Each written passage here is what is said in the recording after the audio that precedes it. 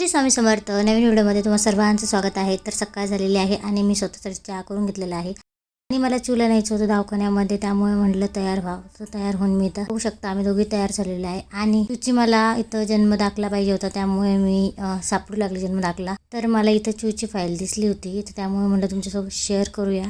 आणि जर माझी चू मला कशी झालेली आहे याची स्टोरी तुम्हाला ऐकायची असेल तर कमेंट करा मला. नक्की तुमच्यासोबत शेअर करेन. माझी फाईल खूप मोठी आहे, तुम्ही बघू शकता. खूप मोठी जड अशी माझी फाईल तयार झालेली आहे. मी ती सगळी सांभाळून ठेवलेली आहे आणि माझ्याकडे अजून प्रेग्नेन्सी टेस्टसुद्धा आहे, चेक केलेला मी. सर्वच माझ्याकडे जपून ठेवलेले आहेत. तर चला मी आता चालले हॉस्पिटलला. माझा भाऊच मला नेऊन सोडणार होता. आत्ता 4-5 दिवसापूर्वीच मी चूला हॉस्पिटलमधून नेऊन आणलं होतं, पण तिला थोडासा रात्रीचा खोकला जास्त येऊ लागला, म्हणून मला एकदा दाखवून.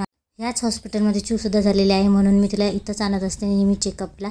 आणि ह्या चूच्या मॅडम आहे आणि ह्या मॅडमचाच गुण चूला पडत असतो नेहमी, त्यामुळे मी तिला इथंच आणत असते जालना हॉस्पिटलमध्ये. आणि हे बघा मी आज घातलेली आहे वॉच. माझी डिलिव्हरीसुद्धा इथंच झालेली आहे जालना हॉस्पिटलमध्ये. तर मी म्हटलं एकदा वरती चक्कर मारून येते, त्यामुळे वरती गेले मी. आणि ह्याच वॉर्डमध्ये माझी डिलिव्हरी झालेली. चू माझ्या आलेली आहे पहिल्यांदा.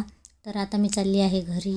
कोणीच नव्हतं आज, सर्व बेड खालीच होते, म्हणून मला तुमच्यासोबत तुम्हाला दाखवूया. तर आता मी चाललेली आहे घरी, तुम्ही बघू शकता. आणि हा पूर्ण हायवे रोड आहे, इकडेच हॉस्पिटल आहे लांब, त्यामुळे गाडीवर जावं लागतं. आणि हा भुयारीचा रस्ता तुम्ही बघा नवीन झालेला आहे. बरेच दिवस झाले पण मी पहिल्यांदा पाहिला, त्यामुळे म्हटलं तुम्हाला व्हिडिओमध्ये दाखवा. तर आजच्या व्हिडिओमध्ये एवढंच होतं. पण भेटूया पुढच्या व्हिडिओमध्ये, तोपर्यंत बाय बाय.